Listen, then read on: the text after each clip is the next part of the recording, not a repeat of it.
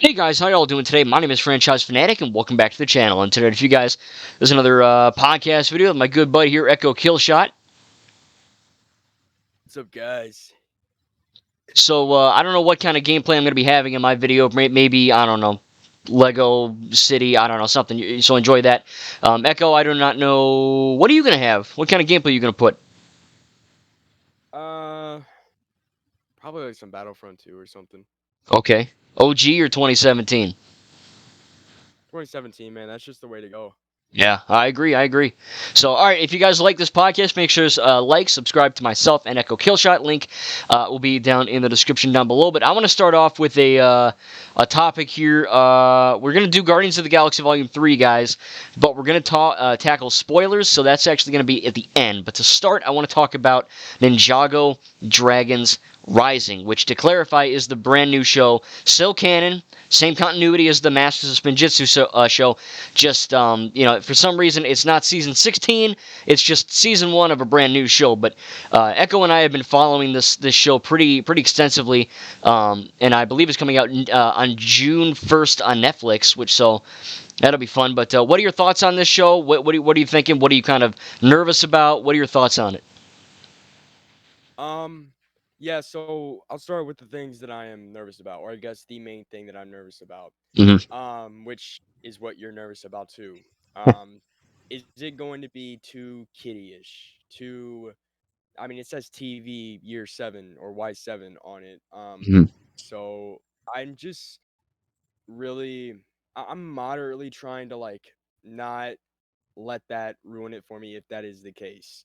Right. Yeah. Um, Other than that though, um, and Ninjago isn't for kids. Just there's so many like dark elements in it, and it's a fun show. But I mean, gotta be that certain age to watch it to actually understand it. Which I guess goes for any IP, but yeah, No, especially it's just Ninjago. Ninjago. So yeah, I mean, yeah, just Ninjago. But yeah, I feel like that's my only like concern. And I guess just to point it out there as well, Sora, Mm. Yeah, Sora. woke kind of stuff. I mean, I bet she'll be a cool character, but I mean, I I don't want them to take a woke approach like they did in that one episode, which was a good episode, but Yeah, yeah, I liked it. It yeah, was Sally, I right? mean, yeah, that was a good episode. I mean, it was just something that kind of was uneasy about it. But other than that, I'm really excited for the show. At first, it was Ninjago United, which, in my opinion, I think would have been a cooler title instead of I do Dragons too. Rising. Because look, what I saw so far is that this show is planning to have 3 seasons, 20 episodes each. So I don't know how you're gonna make all those about dragons quite literally rising. Um, but I'm excited to see what they do with it, how they take the villains with the season, um, how they're gonna deal with what happened in Crystallized, if they're even gonna mention anything that happened. I hope they do. Excited for the different realms. Yeah, I'm excited for the Chima, all that crap. It's gonna be awesome.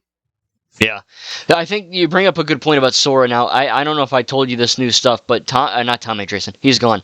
The new guy, I don't know his name, but he was essentially saying that Aaron and Sora, the two new characters, they are from different realms, and they are not boyfriend girlfriend. So as of right now, they're just friends. I don't know if that's going to change, but that's what we're dealing with. Also, we know that Aaron, I'm not too sure if we know the realm Aaron is from, but Sora we actually found is from the realm called Imperium.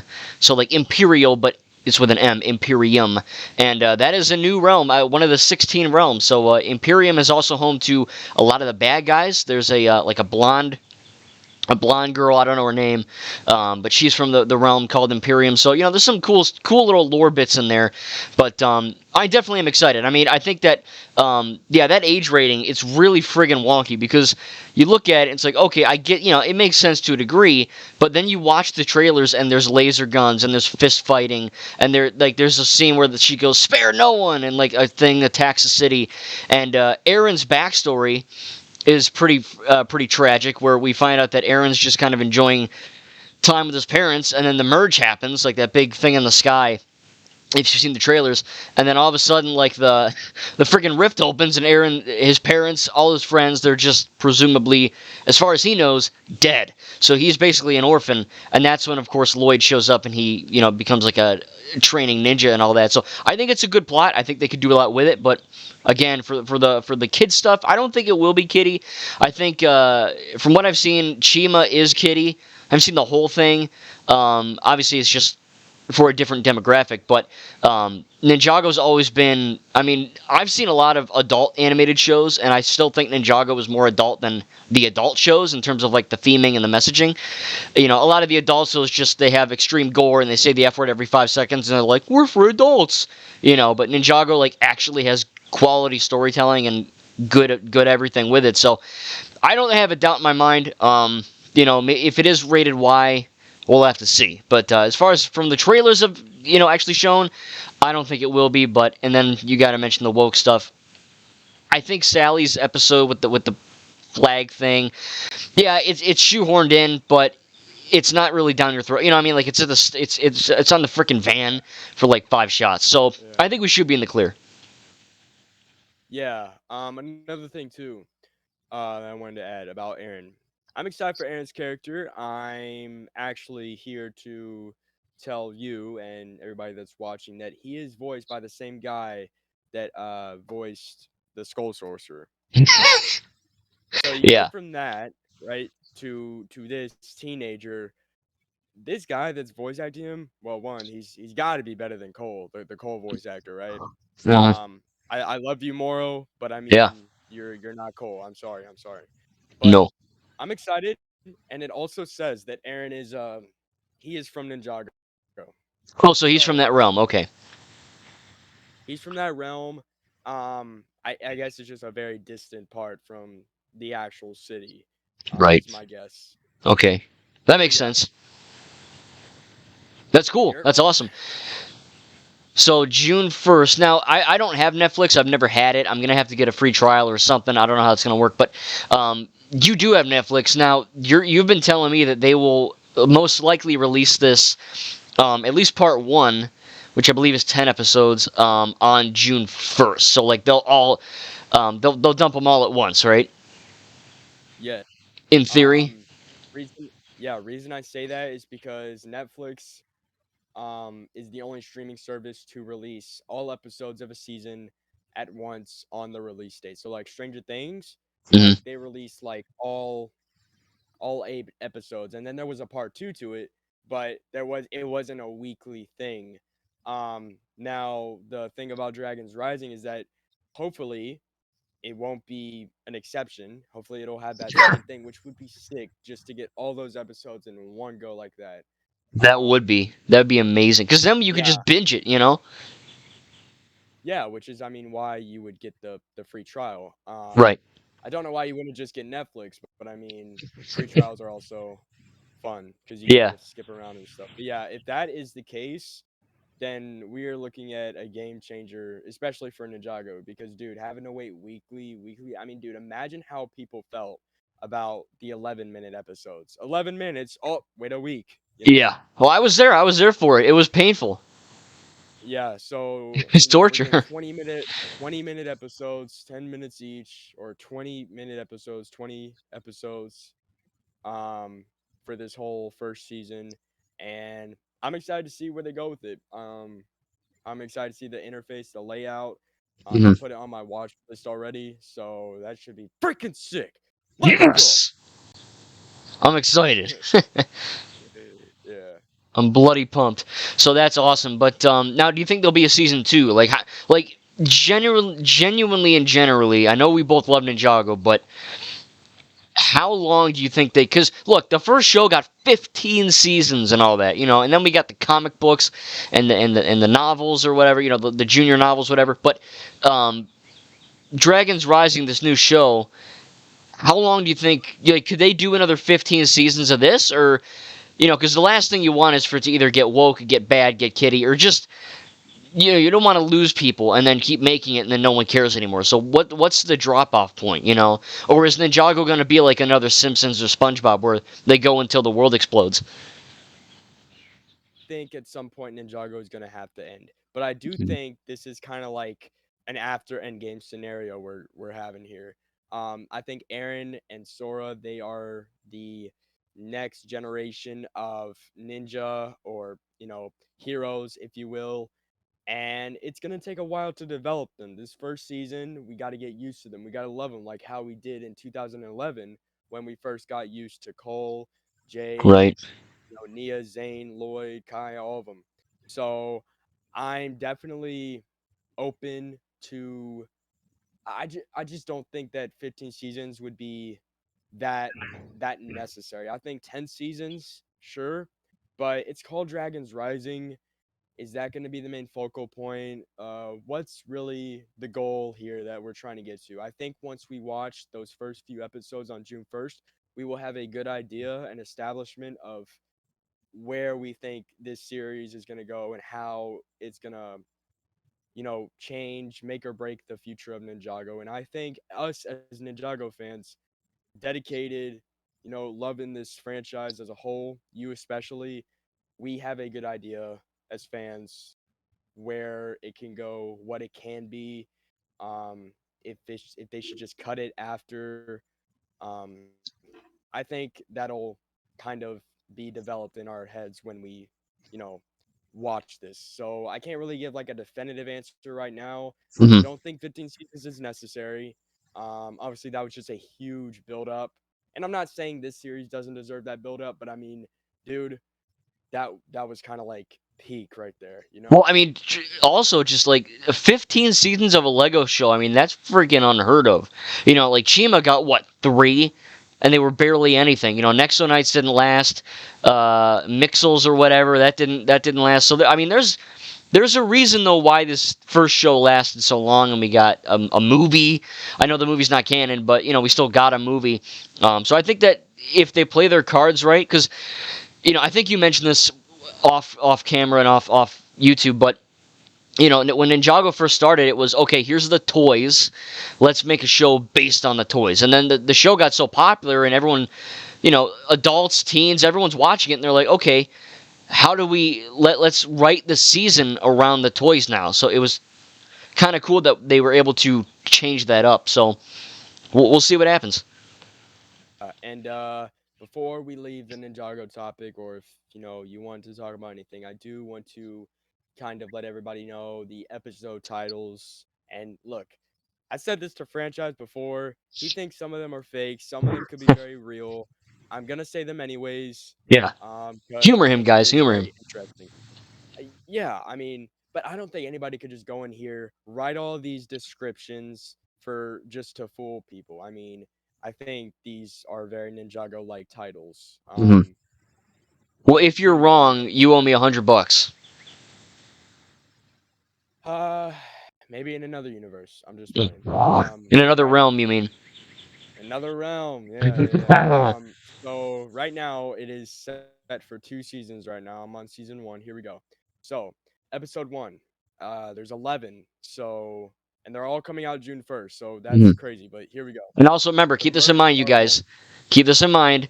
This may not be real, so don't go hating on us if we're wrong. But this is just what he's seeing. Yes, and IMDb is credible, can sometimes not be credible, but it's always changing. This is as right now the episode titles that we know are for Dragons Rising as of the moment. So here we All go. right.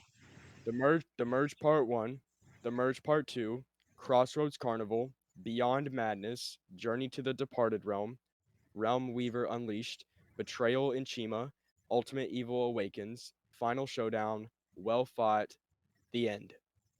So the over. It's over. Go home. I think that Shima one sounds really cool because look, there's this like wolf character like Ross or Reyes or something. I don't know how to say it, but um, he's an animal. I know we've seen animals in Ninjago, but is Chima, to our knowledge, is Chima actually like confirmed to be a legit part of it? Because we know Chima is one of the realms, right? It's canon, but is that wolf guy like is our Chima characters going to be in this, or is that just like a fan thing? Because I really don't know if we've gotten confirmation on that yet.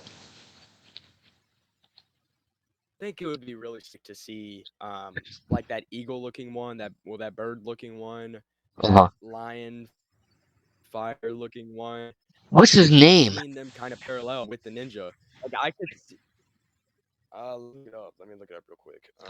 He's in Lego Because Dimensions. I knew his name like a while ago. I don't remember it now. what But is no, his name? I think it seems credible enough. Laval. Laval, yeah, Laval. that's right, Laval, that's right. Laval. Thank you. It was killing me. And then you got the you got Tormac, who's like a bear. You got the crocodile or alligator, Krager. Prager, You got that's right. Razor, Scorm, Wilhurt, Eris. Eris, I remember Yeah, her. all these guys. So it would be cool to see some cameos from those guys. Who knows? Maybe they even might be a major part in the story. Either way, we're going to Chima. Let's hope it can be redeemable. And Yeah, before we go, season two, and this is very far ahead. It says June 1st, 2024. So, but I mean, I'm gonna read them anyways. holy cow. This is very this is very Nauticon heavy. Which if Oh. Nauticon returns, I hope that they make him a more intriguing villain. All right. Yeah, well, Um. I guess technically he's not dead, right? Because Flintlock shot him with the Tiger Widow venom. He died, but then Jay used his last wish to go back in time. So really, season 6 never even happened. So I guess he's still in the teapot. So maybe we'll get a post credit scene at the end of season one of somebody, you know, pulling an Aladdin and Yeah, Nauticon coming back and Nauticon being the villain of season two of this, which would be freaking epic. I'd be down. Let's hope it's not as trippy, time travel, all that stuff. But here we go. I'm Return ready. of a Wishmaster. The Wish That Went Wrong. Gin and Tonic. The Shadow of Doubt. The Last Wish. Hey, Puss in Boots, The Last Wish. Um, Yo, into into this Jinjago. The into the Spider Price of a Verse. Wish. The Wish That Was Unwished. That makes no Yeah, I sense. don't think that A one's real. priceless. Here we go. Here we go. A priceless sacrifice. Oh shiz. Oh no. That sounds So very heavy. if those titles, based on those titles' meanings, um, a priceless sacrifice. Ugh. Start making your predictions now, folks. Start Who's making your dying? predictions now. Who's Who's dying? I croaking? mean, it's got to be one of the ninja, man. I mean, that would be that would certainly do it for I'm me. I'm But betting yeah, Sora. that's Sora, really? You want a Yeah, bird to die? How dare you? yeah. A Why not? cruel person. How dare you? I know. I'm sorry. That's right, you better be, I've made a mistake. old man. Old man, old freak. Yeah, that was Ninjago Dragon D's Dragon's Rising. Careful there. Careful there, I slipped up there. Careful, amigo. Ooh, amigo. Careful, amiga. All right, I'm ready. Oh, is that it? That's all of them? me- that that's all of them. Oh, Yeah, okay. a All right. priceless sacrifice. That's the end as we know it. I mean, half of that sounded legit, half of that sounded like a bunch of garbage. So we'll have to see what's actually true or not. Ah, But I'm excited either my way. hundred I'm bucks. pumped. My $100 is coming. I'll mail it to you. Yeah, yeah. Mail me money. Yeah. Yeah, I can do that. All right, next topic. We have recently, I should say, Echo has recently dived back into the realm of Star Wars, into the Skywalker saga, and I recently made him rewatch, not made him, but I kind of made him rewatch the sequels, so Episode 7, 8, and 9. And at first, well, I guess you can tell him, but you were kind of like, yeah, they're good, but all the people online say this and all that. And then I was like, no, F those people, they're stupid. And I think maybe Echo, maybe you like him more, I think. But well, I don't want to, I mean, I could spend 6 hours on this, 6 years on this, but I'll let you start with the sequels. Upon rewatch, what did you think was different or better or maybe even worse? Um, there's a lot that I think I didn't look much into. I didn't really think about that much. That and also I was kind of being misled by the toxic fan base of Star Wars. The Phantom Menace. So yes, yes. Um, guys, I'm be honest with you, man. These sequels are not bad. They are a great continuation. And look, franchise will explain it better than I can right now, just because he knows these characters more, and he favors them over a lot of others. And I'm just gonna say this right now, man. I mean, I think the journey that Ray goes on, I think is immaculate. I think there's a lot that we learn about her, especially in The Last Jedi, Mm, and more of in The Rise of Skywalker. Some I wish that could have been explained like maybe just a little more because I'm right. not afraid of a 3 hour runtime, man. I mean, I've Oh watched no. Snyder Cut and that's about what she said. But I Yeah. mean, The Last Jedi being the longest Star Wars movie, it does feel like, an hour and 30 minutes sometimes. Especially on rewatch. But there's a lot to love from these sequels. Starting off with The Force Awakens, I get that some people can say it is just like a new hope. Hmm. Um, you know, oh, uh, Han Solo dying, like Ben Kenobi died. I get Yeah. that, Yeah.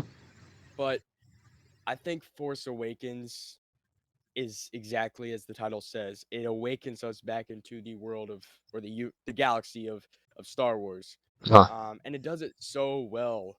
Um, it combines everything from comedy to drama, just to action. I mean that Takadana sequence, man. Oh, it's so good. It really was so good, It's and it's bloody it's chef's just a kiss. great, and it leads greatly, really good into the Last Jedi, and then the Last Jedi leads really good into the Rise of Skywalker. I think the sequel needs to be looked at again. I gave the Last Jedi 9 out of 10. I gave the Rise of Skywalker an 8 out of 10. I gave the Force Awakens an 8 or 9 out of 10. I really had seen nothing wrong with these movies. And franchise will explain it here in a sec why. Mostly having to do with Luke Skywalker, I think. Um, but yeah, I think uh, I think the sequels are amazing. I do have a lot of nostalgia for the uh, the prequels, and to me, they will forever be my favorite. Hmm. But if we're looking at great writing and great storytelling, I am fully here to respect these sequels for what they are, what they gave us, and how this next trilogy with Ray coming out uh in like freaking 5 years or so, how Yeah, it's something like going that. to continue to prove me and franchise's point here. So Yeah. yeah, you explain to them like just just again like why, especially the Last Jedi, why people need to really think when they watch this movie Hmm. instead of just dictate everything and everything and everything just because it's not what they think Star Wars, you know, needed or whatever. Yeah. Well, yeah. I mean, if we can just start it, and I won't be too long because I don't want to sound like a preacher, but um, for episode 7, I do understand why a lot of people were like, "Oh, it's just a New Hope." I don't think it is. I've never actually felt that way, but I understand a little bit because look, 7 is different than A New Hope, right? Obviously, there's new characters, new themes, but it does. I think episode out of the sequels, episode 7 is definitely the safest. Like people don't even argue about Force Awakens too much online. It's just, oh yeah, it was good, and then they move on. Last Jedi is really where it went different, and then Rise of Skywalker is as well. But yeah, I mean, I think I told you this before, but I don't want anyone online taking this the wrong way or taking this out of context. But the prequel trilogy, um, obviously, while being my least favorite, I still, as Star Wars, I think they're perfect movies. I love them, but the prequels are, I don't want to say they're dumb, but it's very easy to understand the themes and the messaging and the character choices of those films, right? Sequels, and same with originals, I guess, but the sequels really where you have to think. And that's the problem with a lot of these quote unquote fans. All they do is bash it. They just don't think about it. I mean, if you applied logic and thought to why they did the shot this way, or why a character said that, or what maybe I was actually talking with a guy recently, and he was like, with Holdo, he was like, oh well, that should have been Admiral Akbar because we love Akbar. Who the fudge is Holdo? And I told him, I said, well, really think about it. What did Akbar ever do in these movies? He said, it's a trap, and then he died. Like that's it, I mean, like that's it. He's not a good character. He just said some lines and moved on. But beside that, Holdo had to be there for many reasons. But I think it's important that Ryan Johnson, when he made Last Jedi, he he basically made Rey one of the best surrogate characters in all of cinema, because Rey goes to Octo, right? She goes to this planet expecting Luke to be this hero. Yeah, I'll come back. I'll fight. Let's do this. And that's also what the audience expects. Oh, well, I grew up with Luke, and Luke can do no wrong. Luke's perfect. Of course he'll go back, right? She'll hand him the lightsaber, he'll say sure, and life is amazing. And it doesn't go that way. And Rey is kind of confused. She's like, wait a minute. Luke's my childhood hero. Why is he acting like this? And that's what the audience thinks. So Luke being quote unquote out of character is in character, not only for how he should act, but it's also what Ryan wanted not only Rey but us to think in that moment. Why is he acting like this? But we'll talk about Luke in a minute. But going back to Holdo, I think it's important that he did that because he wrote Amilyn Holdo to be a kind of a suspicious character. Who is she? The audience, we don't know her. Poe doesn't know her. I mean, technically, if you want to get canonical, Poe and her did meet in a comic, but just on the intercom of the ship. But this is them meeting, face to face, and Poe's like, who's this lady? What's up with her? Maybe she's a spy. There was a mole. That's the whole point, right? Maybe someone's doing something, and with that, of course, comes uncertainty, which is why the audience says, oh, why didn't Holdo just tell Poe the plan? Well, this is bad writing. She should have just said, Poe, I'm doing this, and this is why. And the reason why is because, A, she legally doesn't have to. Or I guess not legally, but, cadet-wise, she's a better rank than him. So, first reason, she doesn't have to. That's good writing. Sometimes the best answer is the simplest one. She just doesn't have to. Another answer is that if she were to tell Poe, hey, Poe, by the way, I'm loading the escape pods. Poe would freak. And what does he do when she tells him? Or when he finds out? He freaks. And then, DJ hears and all that. But point of the message is, people need to think. They need to understand that the sequels they're not face value movies. You genuinely have to. I mean, these aren't like, Sherlock Holmes affairs, but, if you're loaded with a bunch of beers and chips, and you're not paying attention, you don't know what's going on. You know what I mean? So I can go on and on, but I'm going to stop talking there. But, I mean, what did you think about Luke? What did you think about Holdo?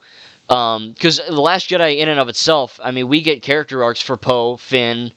Everyone in that movie fails, and they learn from it. Because I think, one of the central themes of that film is failure and rising above it. So, yeah, I mean, just cool stuff all around. But, yeah, point of the message, man, you got to think. Yeah, definitely, definitely. I mean, I'll ask you about this. There's that shot of Rey going to that dark side butthole looking thing, and she swims, right? Or I shouldn't say that. She doggy paddles for like 5 seconds, and then she's immediately out of breath. And of course, the whole Mary Sue crowd goes, "Ugh, she was born on a desert planet. She can't swim. She should drown." Stupidity. Utter Yeah, stupidity. quite. Like, do you really expect the main character of a trilogy to just drown in the second movie? Like, are you stupid? But let me ask you this, Echo. Why did she not drown? Utter. But why? Like, besides the Mary Wow. Sue, using your brain, why did Ray not just drown? Because she's a human, and humans can, I mean, except for babies, humans Yeah. have the adrenaline. If they feel like they're about to die, their adrenaline rush will. We learned about this in health class, right, or science class. Yeah, in middle Humans school. have this adrenaline thing. They have this adrenaline thing, right? Uh huh. that let them do things in a dangerous situation. And I'm not saying, well, Ray was definitely in danger. She went into a dark giant butthole, but I Uh, mean, she's also a human, and humans know how to do a simple task of paddling, and I mean, we're not yeah, asking yeah. her to be like Michael Phelps here, but I mean, jeez, Right. man, I mean, the cliff it'd be she so reached was hard. like, yeah, well, the cliff she reached was like a centimeter next to her, by the way. But also, a lot of people that drown, newsflash, do it so out of panic.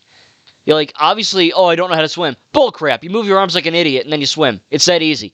A lot of people drown from panicking. And as we know, as it's established in episode 7, while Rey is not a flawless character, she's pretty athletic. She had to, grow up on Jakku, defend herself against bad guys. She's clearly capable of doing that. So, I just find that funny. I think that's a really, really funny excuse of they're like, she can't swim. It's like, dude, Anakin swam in the Clone Wars show. No one had a problem with Yeah, that but because they he's a don't care dude, about that. you know? Yeah, yeah, dude. Oh my God. See, now that just proves your point even more. Wow. Yeah. It's sexism and it's not to get political, but it is, and it's just as I said, people not understanding the material, but or not wanting to, you know. But I can go on forever, but I'll have you talk for a little bit. What did you like? What did you find different? The continuation of Luke Skywalker's character, I think, was what I was trying to look for most. Mhm. Um, Luke, I mean, okay, Mark Hamill as an actor gets the point across, good. Him as a person, just whatever. But Yeah. I think what Luke as a character did, how it's explained is like he he's flawed. He is full of so many flaws. And what really, how do I say this? He like He f's up a Luke lot, like but yeah. So, it, when he was, really kind of judging a book by its cover to Ben, right? right. That was what he felt like was his biggest mistake. Um Obviously it's normal for Ben to be scared when his own master is holding a lightsaber to him. And even though Luke was like, I actually I'm just kidding, bro. Like I did April actually, Fool's, want to Ben. point it through. He still feels guilty for that, but also at the same time, him joining the Knights of Ren and stuff, Luke feels that guilt, but feels so lost in himself that he thinks, oh, he's in the dark side. He can't come back. No Mhm. way, no way, no way. Yet he brought his father back from the dark side. Yeah, that's actually a vital point. I'll let That you is a continue, vital but point. yeah, that's a big point. That is a vital point. So he goes to the island. Um, he goes to the island in Octo, just in just guilt and just I'm never gonna do this again. And Ray gives him hope. Ray gives him hope because Ray, although she's not by blood, and once again that quote comes in there, there's something stronger than blood in Rise of Skywalker. Mhm. It further proves the point of why Luke was flawed, but how his sacrifice in the end um He made the was difference. he made the difference. He redeemed himself. Hmm.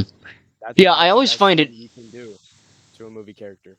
Yeah, exactly. I mean, I find. So for May 4th, I saw Return of the Jedi in theaters, which was cool. But there's a moment in that movie that is arguably more quote unquote out of character than the sequels. So the common argument online, right, for people with Luke is that Luke would never ever ever think or act upon killing his nephew. That is completely out of character. Ryan Johnson ruined it. It's all over. It sucks. And I'll ask you this: what's worse? Luke thinking about killing someone for 1 sec, literally, this is not hyperbole, thinking about killing someone for 1 second and then instantly regretting it, or, as we see in Return of the Jedi, Luke actively beating the crap out of his dad, cutting his arm off, and is about to murder him in cold blood, and then stops.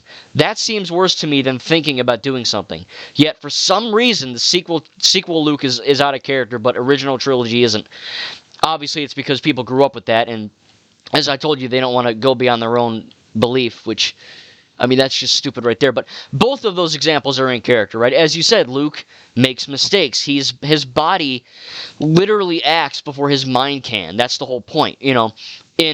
I was telling my one buddy I wasn't arguing with him, but I was just explaining him to him that Luke is probably the most human character in the entire saga for a lot of reasons. But I think it's really cool that in A New Hope, right, Luke is, I don't know, 19 or something. Luke in that film, he's kind of like a whiny baby. He's like, oh, my dad's or my uncle's gonna get mad if I leave, you know, and all that. Episode 5, he gives up too quick, right? He's just like, this is impossible. This sucks, you know. He gets that Force vision. My friends are in trouble. What does he do? Oh crap! I gotta go rescue them. He thinks before he acts. And of course, in Return of the Jedi, he gets angry a lot. He literally uses the dark side of the Force to force choke Gamorrean guards in the beginning of the film. No one likes to talk about that. And then, of course, he almost kills his dad, but, you know, he stops. And then in this film, in the sequels, he thinks about killing someone, instantly regrets it, but he doesn't have the time to apologize to Ben, because that seals the deal. Ben pulls the hut down, and he goes AWOL. And I guarantee you, and maybe they'll talk about this with like extended canon, like a comic or a novel, but I guarantee you, if Ben didn't see the lightsaber and he just, or maybe even if he did, if Ben didn't pull the hut down on Luke's head and Luke just like talked to him about it, like just spoke to him about what he was thinking and what was going on, I guarantee you Ben would have heard him out. But Luke didn't have time to do that. So, yeah, he's such a complex character, and for people that just go, oh, he wouldn't do that out of character, they don't understand filmmaking, and they don't understand Luke as a character. I don't want to sound like I'm gatekeeping or but that's the truth. Like, I don't know how to word it any other way.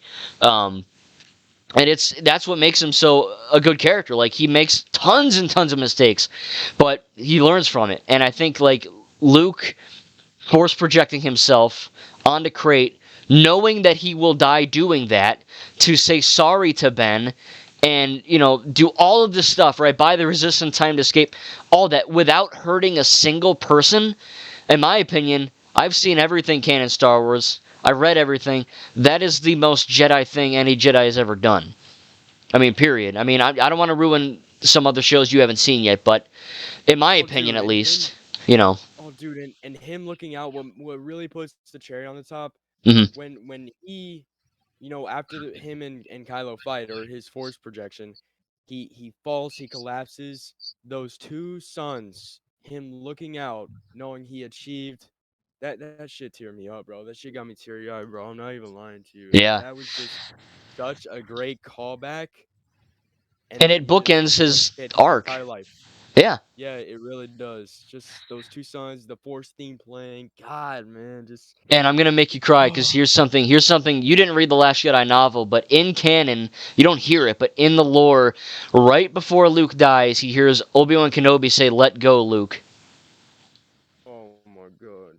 Yeah, so even Force Ghost Ben communes with him in the end and says it's okay, and Luke dies with peace and purpose. He didn't. A lot of people say he died a coward. He died like a bitch. Oh, what did he break his back? You know, again, people don't pay attention. Kylo Ren and Rey, you know, when they're having their Force dyad things in that film, Kylo literally says, "You're not doing this. The effort would kill you." Establishing in lore that doing that would murder you because it takes so much Force life. So that's a good callback. Luke knew that, and he you know, obviously he didn't commit suicide like other people. Oh, he did that on purpose to kill himself. No, he did that to give hope back. And you know that last scene in the film when that, I think his name's Tamiri Blog or something, Blag, the broom boy everyone calls, that scene where he's kind of, you know, telling the events of Crate with those action figures he makes, that is, I think, like a few months after the events of Crate. And that just goes to show you that the legend of Luke Skywalker, it reached every corner of the galaxy. And I absolutely effing love the fact that Luke did all that he didn't hurt anyone, but to the resistance, I mean, sorry, to the First Order, all they saw was this old guy walk up. They blasted him with all these cannons. Supreme Leader Kylo Ren attacked him, couldn't kill him, and then he disappears into the air, literally humiliating the First Order. I think that's a beautiful thing, and Kylo, once he realizes what's happening, he just says no, and he screams no. But I think he's screaming no also, not only because they escaped, but because he knew what his uncle was doing. And I think that's really good. So, I mean, I could talk about the Battle of Crate forever. I mean, the samurai aspects of Kylo, when he, goes to bisect Luke, cut his torso open, and you see that shot of him, his heels, his feet, swiping across Crate like one giant blood streak in the salt, showing that he's fighting. Kylo is literally fighting a ghost. He's fighting himself, and because he's so angry, he hasn't. He didn't even know he wasn't even fighting the real Luke. There's so many things in that people just they don't even look at because Disney equals bad. Yeah. But let's talk about probably the most controversial fight scene in the sequels, the Praetorian Guard fight in The Last Jedi. I love it. I think it's my favorite fight scene in all of cinema. But I'll let you talk about it. What did you think about it upon this rewatch? Um. Yeah. So I didn't really, to be honest, the guards blended in with the background a lot, Hmm. Yeah. but I loved the creativity of the shot. I think the shot was, just all these guards coming at them standing back to back. I think that was cool. I think everything after, like, when they're all really just that first like zoom in shot in slow motion, right? Uh, Or that pan out shot. I think everything after that is just amazing. Um, it's not like the worst thing ever. uh, It does have a lot of action in it, a lot of dismemberment and stuff, and a lot yeah. of them working together, which that was the first time we got to see that really Yeah. happen. It's not my favorite fight, but it is it's pretty good. I Hmm. liked it. Yeah. That's fair.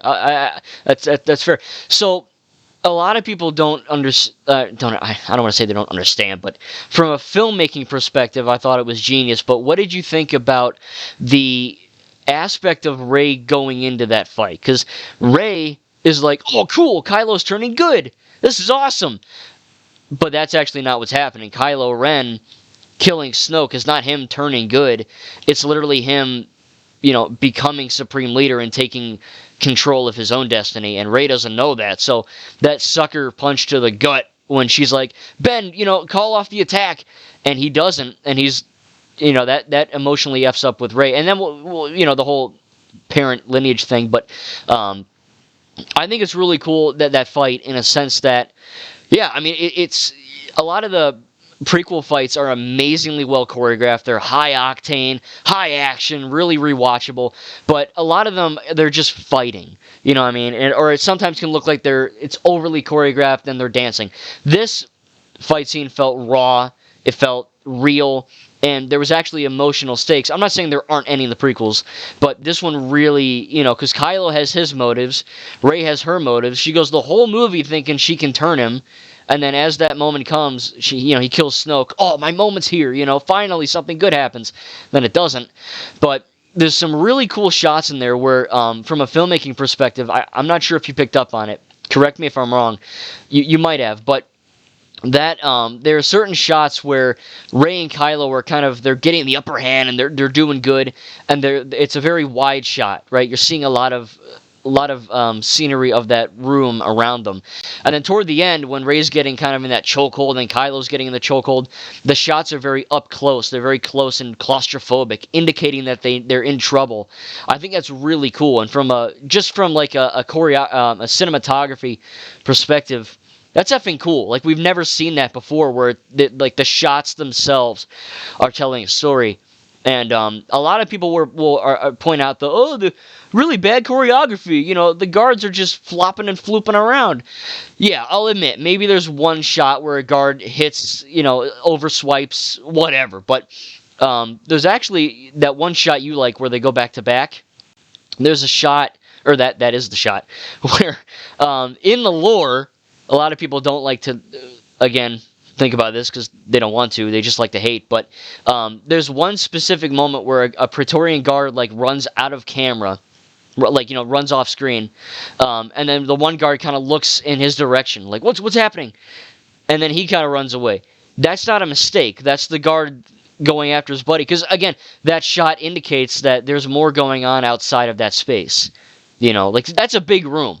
It's not like a tiny baby, spare compartment room. And there's also, I can't remember, but there's a funny moment where like there's a gag that happens.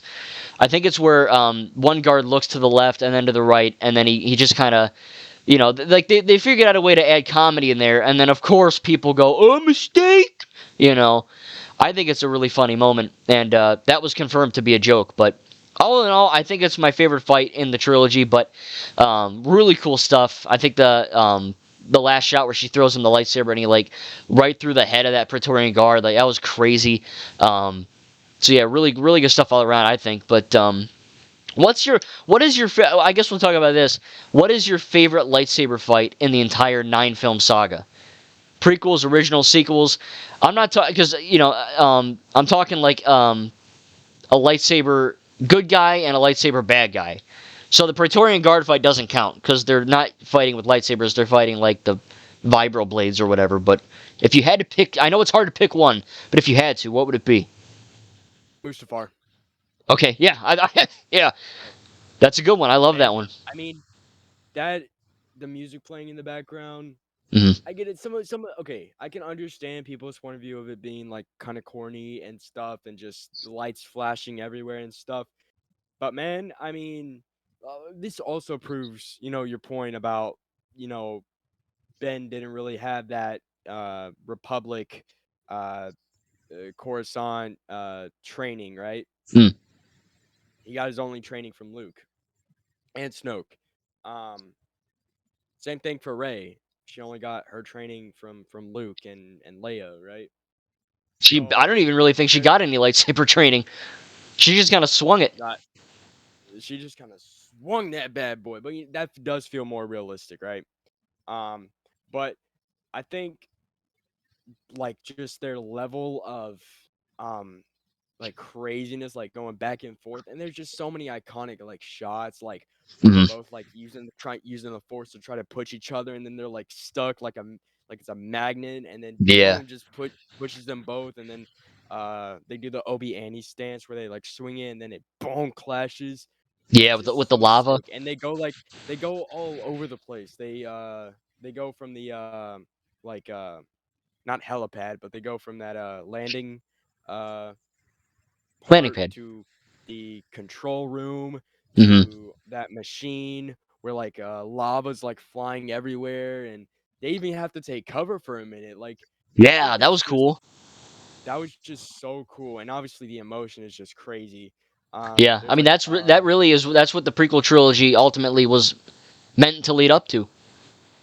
yeah, and I definitely think it's just the most darkest and most gruesome because in the end, dude, dismemberment on dismemberment, and just that uh I don't know if you've seen Star Wars Theory's video on like so he does these theory videos on like what happens or what happened or what this person was thinking. So he made this video on what Anakin was thinking like when he was, you know, like on those molten rocks burning, and he goes in depth to it, and it just makes the the fight at the end much more emotional, much more dark, much more gruesome. Hmm. It's just thought provoking, really, because he said like, "Oh yes, molten rocks as he was trying to climb up was scraping his flesh, and like when he caught fire, he was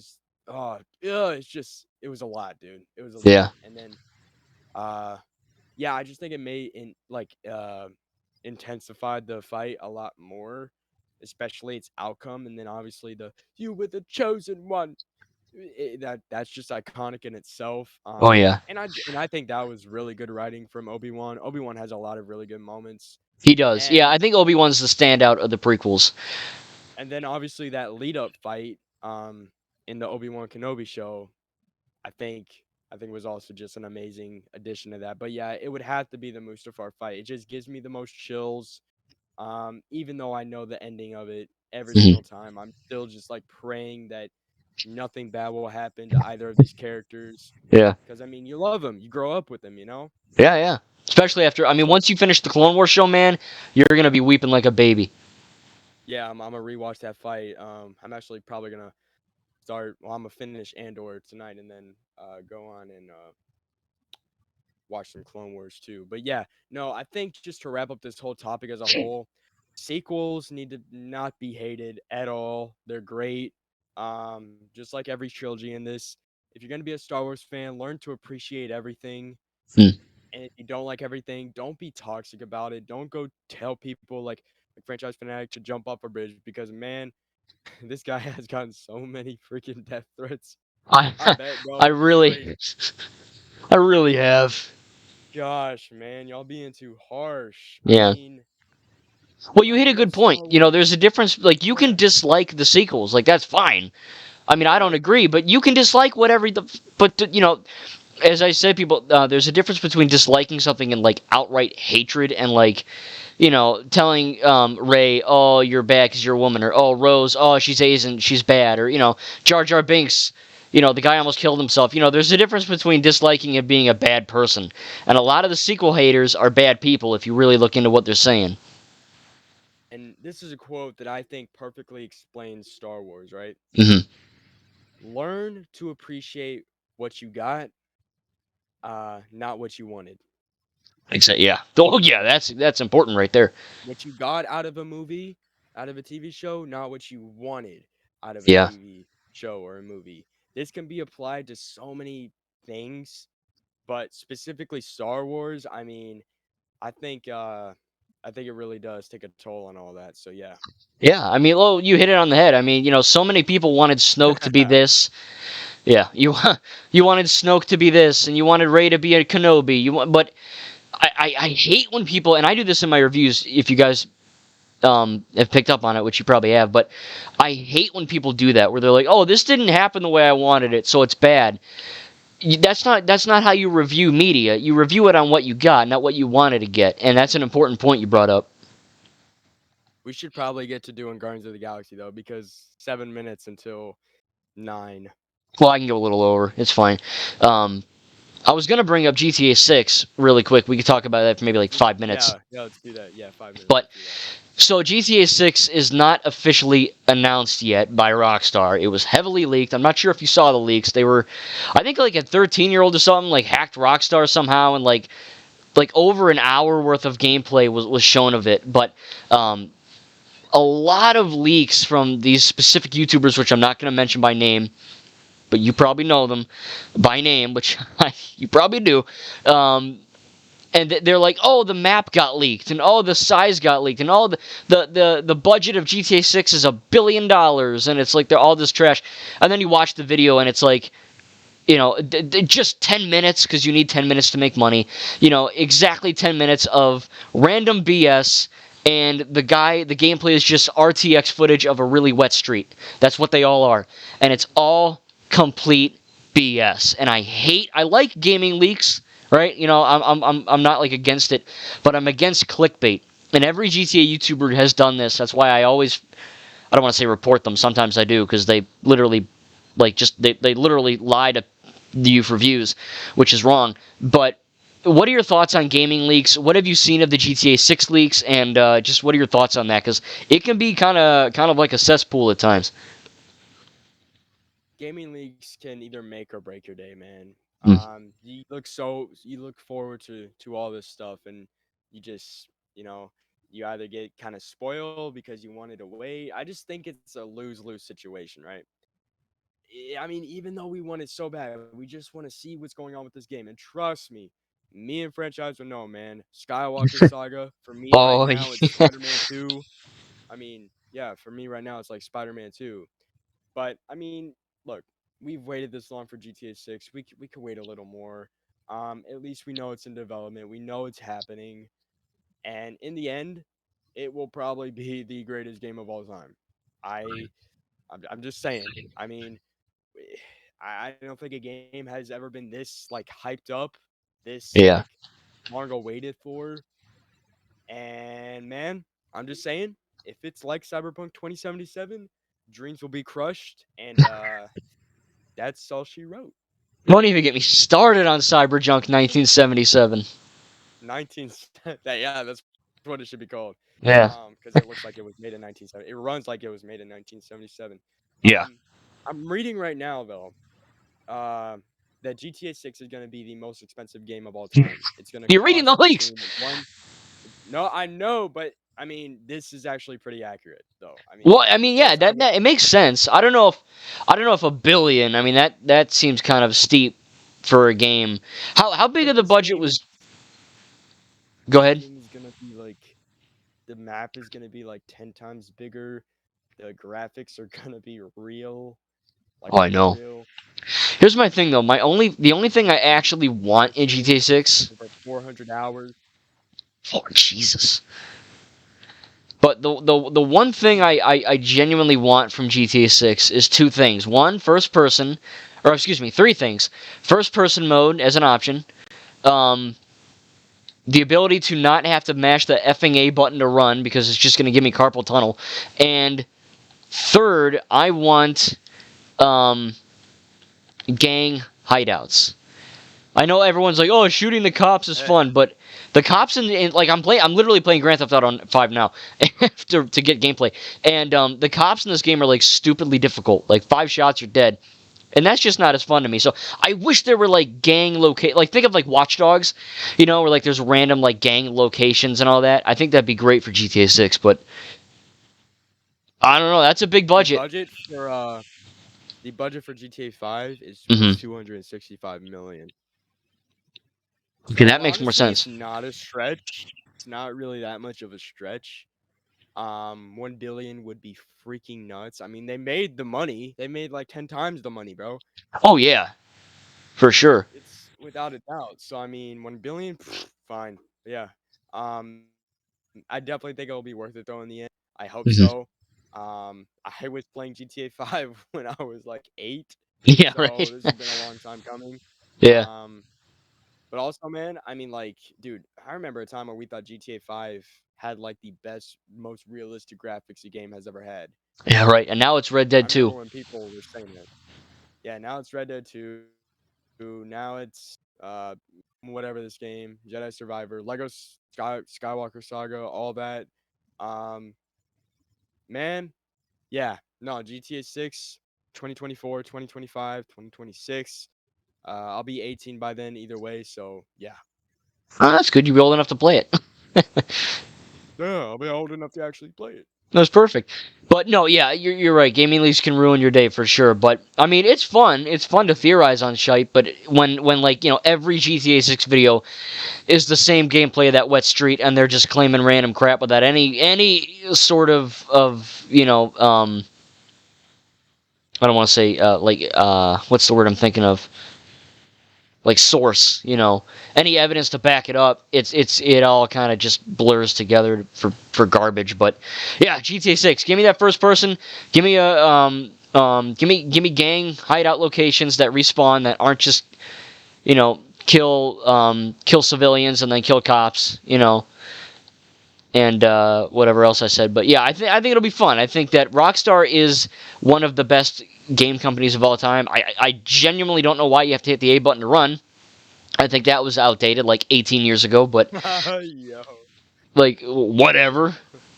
But what are you going to do? All right, so we're going to move on to our final topic of this podcast here. Now, this is going to be a Guardians of the Galaxy Volume 3 discussion. I do have my review. Go check that out. I'll probably link it somewhere down below. But this is going to be spoilers. So if you guys have not seen Guardians of the Galaxy Volume 3 and you either want to or you just don't care about spoilers, you can go ahead and stay around. But if you do care about getting spoiled and you don't want to be, I don't want to say leave, but leave, because we're going to talk about it. So I hope you guys enjoyed this podcast, and go subscribe to Echo Killshot and myself. Again, link for his channel will be down below. Thank you guys, and I'll see you in the next video. But without further ado, Echo, let's go talk about some Guardians of the Galaxy Volume 3. Do it. You start. Give me something to talk about here. What are your thoughts on it? What did you think about it, first of all? It definitely does feel like a Guardians movie. Mm-hmm. It's the darkest Guardians movie. It is, I believe, the most action packed. It's just everything, right? It's just amplified Hmm. to volume 3, quite literally. I did change my rating on it though. Instead of giving it a 7, I'm Okay. giving it an 8. Okay. But it still has its flaws that I feel really discombobulated on. Okay. Let's hear him. That being, right?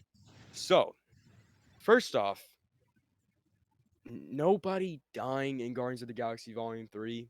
Hmm. Like, none of them, really. I mean, Even Rocket the died for like what, 30 competitors. seconds? 30 seconds, but then he came back. So it Yeah. almost feels like, I'm getting these flashbacks. So, like, oh, Marvel is scared to kill people, right? Yeah.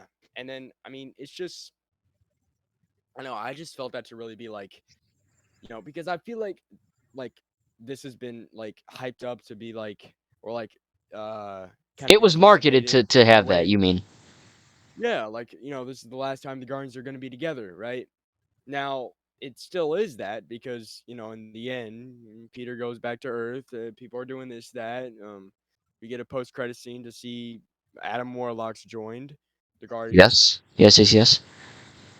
It's just maybe I pictured it another way. And I don't want to be hypocritical at all when I just said, like, oh, uh, don't judge something by, what you got, or judge something by what you got and not Yeah, by you're. what you wanted.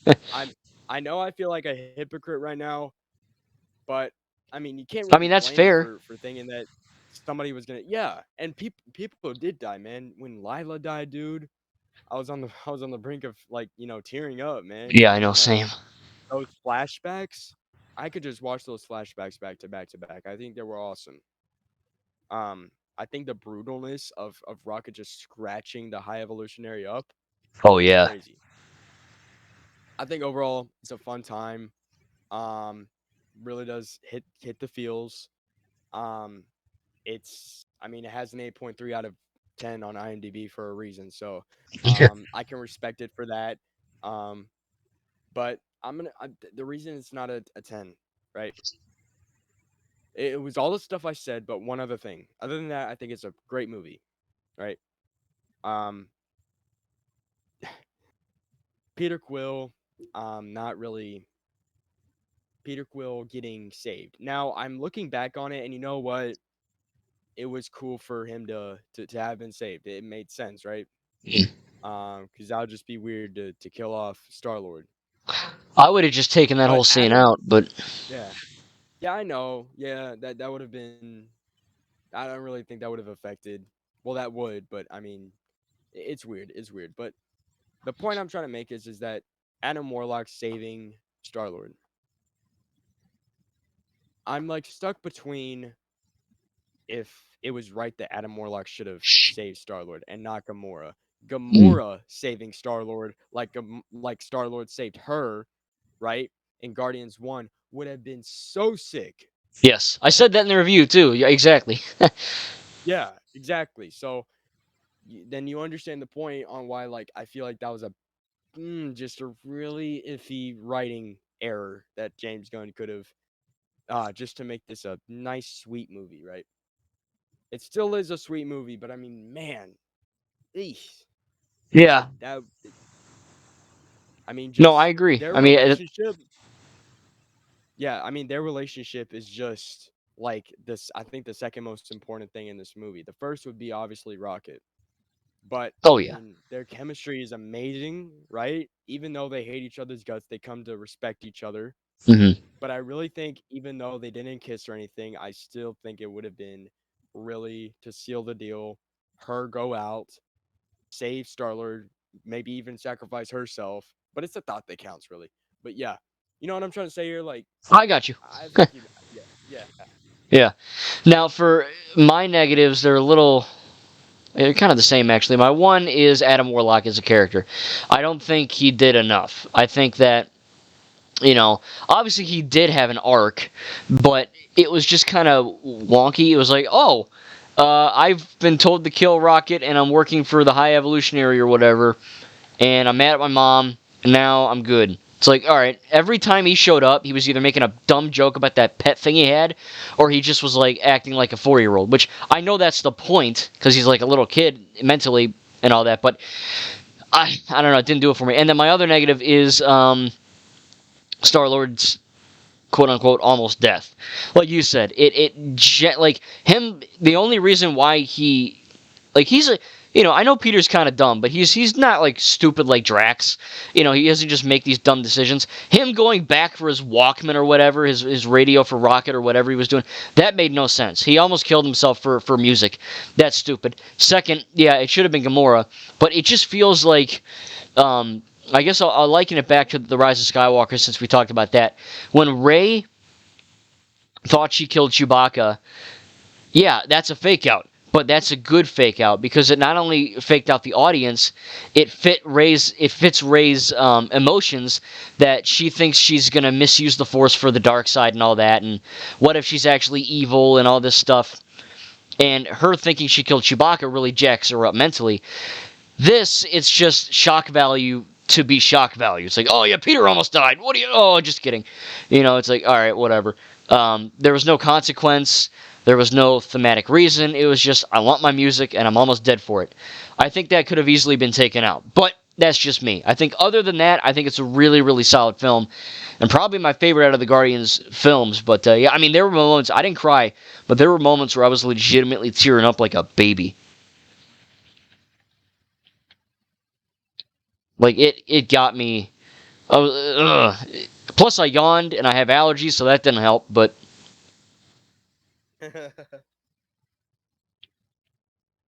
anyway, I think I gave it an A minus on my review, and you gave it an 8, so that's good. Now, do you think there could be a Guardians 4 with the new cast, or do you think they should stop Guardians No, altogether? no, you saw at the end that the Memphis Star Lord will return. It did say Guardians. I mean, if that's the last time we see them, I mean, then it is what it is. But I mean, no, no Guardians 4. Please no. Because James Gunn, he's gone to DC. He's there now. That was Hmm. his send off movie. And if James Gunn ain't writing it, then I don't want it. Yeah, So yeah. Guardians Don't 3, give it to Taika. that's done. We're cutting it. Boom. But that's a good. Yeah, but it's good. Yeah, don't. He couldn't do Thor right in Thor 4. Don't let him Yeah, ruin another quadruple film. but Yeah. I'm excited to see what happens with the MCU. Look, because to quickly say, I think Phase 4 isn't bad. I don't want to. Every YouTube video says Phase 4 is trash. It's not. It's just not as strong as 1 to 3. Yeah, there's some woke crap in it, which I could have easily have taken out. That's really my only complaint. Some of the writing's kind of wonky in some of the movies, but I think Ant-Man and the Wasp: Quantumania, while not a beautiful movie, I think it was pretty good. All things considered, I think it was all right for the first film in Phase 5. Guardians Volume 3 is, I think, one of the top 5 best MCU movies of all time, so that's cool. But I think if Marvel can stick to their guns and actually not force any right or left propaganda and just make a solid comic book movie, I think we'll be good. And I'm excited to see what happens with what's happening. Loki season 2, you got freaking what else is coming out? The Marvels in November. Secret Invasion. That's right. That's in June, I think. So next month. But we'll be watching Ninjago. So Yeah, right. Yeah. We'll be. I'll be. Yeah, honestly, man, June's gonna be a good month, and we got Lego Dreams coming out. When does that come out? uh 2 days. On Monday. Jeez. So I don't know if I'm gonna be able to react to it Monday, because I have stuff going on Monday. But Tuesday, man. Whoa. I know. I'm What do you sorry. mean? It's summer. Well, Alan's coming over. We're watching Evil Dead Rise. We're hanging out. So Y'all Tuesday, can make a double reaction then. I'll try. You're gonna have to squeeze really close together. It's gonna be kind of awkward, but I'll see what I can do. That would be funny. You should actually do that. Yeah, I I want know. to both do a reaction. But yeah, so I think the MCU is in a good spot. I think June's gonna have a lot of cool content coming up, and your boy is pretty excited for what's coming up. I think. Me too. But all right, man, that's gonna do it for this podcast. I had a lot of fun. We covered some really good topics, and I of course had a good time like always. So I do want to do another podcast soon because again I'm on summer, so I have a little more free time. Because in the fall, man, I'm gonna be a busy YouTuber. So I can get one or two more in before school starts. But yeah, man, I had a great time. Man, me too, man. Me too. So, all right. Well, tell me in the comments down below what you thought, if you had a good time, and what you want us to cover next time for the next podcast, what kind of franchises and topics you want. Anyway, go make sure to subscribe to Echo Killshot and myself. Like the video if you enjoyed. Hope you enjoy whatever gameplay I had and whatever Echo's having. And yeah, thank you guys, and we'll see you in the next video. You guys say bye to the people. Oh, yeah. Yeah. Adios. All right. Okay, now we can end. Okay, now we're good. All right, we'll see you guys later. Peace. God.